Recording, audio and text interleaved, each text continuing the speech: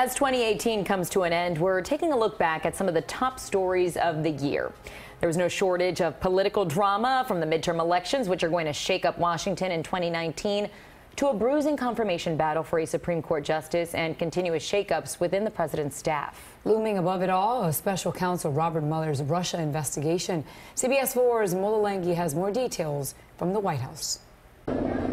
President Trump's former personal lawyer, Michael Cohen, flipped on his boss and pled guilty to campaign finance violations and fraud. Michael, what's your message to the president? Cohen will spend 3 years in jail after admitting to paying off 2 women who allegedly had affairs with Mr. Trump to keep them quiet. He joins other former Trump associates who have pled guilty to crimes ranging from tax evasion to lying to the FBI.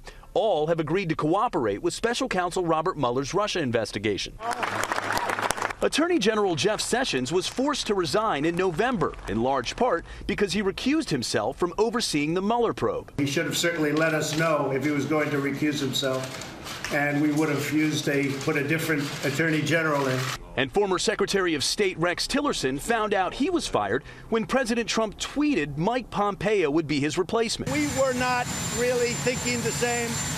With Mike Pompeo, we have a very similar thought process. They were just some of the senior-level departures from the Trump White House, including several cabinet members, his national security advisor, communications director, and chief of staff. What is that? In June, the Supreme Court ruled in favor of a Colorado baker who refused to make a wedding cake for a same-sex couple because of his religious beliefs. The biblical teaching on faith, on marriage, is pretty clear. And in July, President Trump nominated Brett Kavanaugh to take Anthony Kennedy's seat on the bench.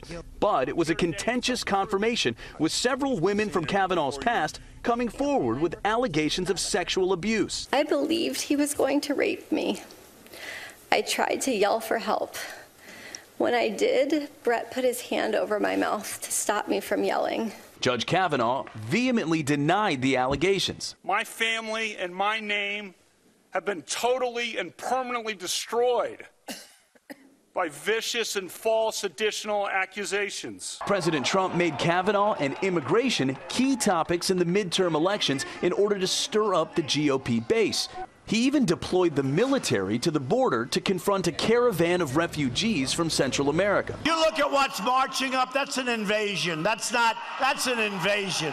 Republicans were able to not only keep control of the Senate, they added 2 seats to their majority, but the GOP couldn't overcome a near record number of retirements in the House. If I am here for one more term, my kids will only have ever known me as a weekend dad.